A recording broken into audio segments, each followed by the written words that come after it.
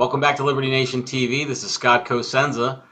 Graham Noble joins me today to talk about the latest in the FBI Russiagate, Trumpgate, Textgate investigation. Graham, can you give us a thumbnail sketch of the most recent developments and where that leaves us with this story, please?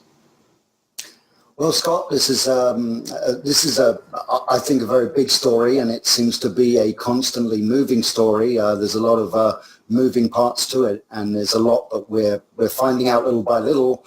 But there's also a lot of information that I believe certain members of Congress, such as Representative Trey Gowdy, have that are still classified and can't be released. But of course, the basic foundation of this latest scandal, if you will, is the text messages exchanged between certain FBI officials who were assigned to Robert Mueller's investigation into alleged Russia tampering with the election last year. And obviously, those text messages hinted at, well, not hinted, they very much screamed a very loud and very passionate anti-Trump bias, anti-Trump pro-Clinton bias amongst these agents. And of course, that is concerning in terms of the credibility and objectiveness of the investigation into the alleged Russia thing. Now, Graham, with a crime as serious as collusion on the table, collusion has been alleged, as I recall. Can't we make exceptions for some of this type of? I mean, they're just Americans expressing their opinions about the recent election, right? I mean, these are just workaday FBI agents. Where's the there? Is this like a McCarthyite sort of witch hunt, or? Well, that's actually a fair, in terms of you playing devil's advocate there, if you were. That's a fair way to look at it, and it's a very good question. And as has been said before, that the fact that FBI officials are just human beings like everybody else, and they may have their own political persuasions and political preferences.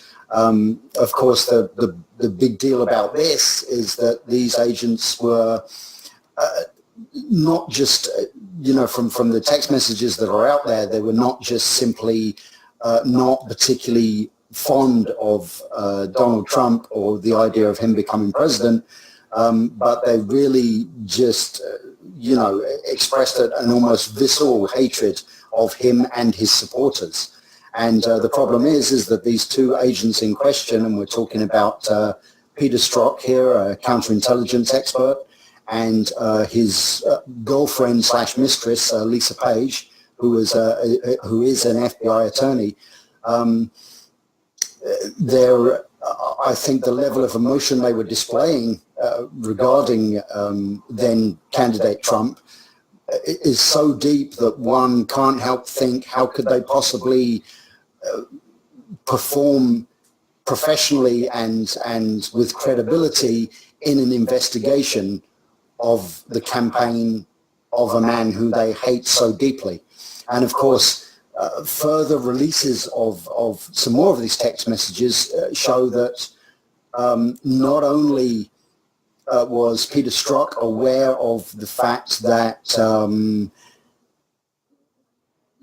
former Attorney General, Obama Attorney General Loretta Lynch was well aware of the fact that the FBI was not going to bring charges against Hillary Clinton for her email shenanigans, but also that he spoke of a alleged insurance policy, and I hate to do air quotes, but I'm going to do air quotes, an insurance policy, in the event that Donald Trump won the election.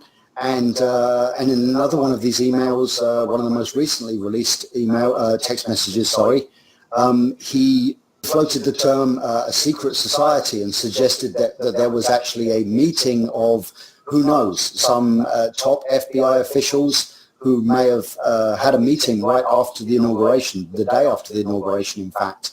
Why were they meeting on that day? What were they there to discuss? Was it their so-called insurance policy?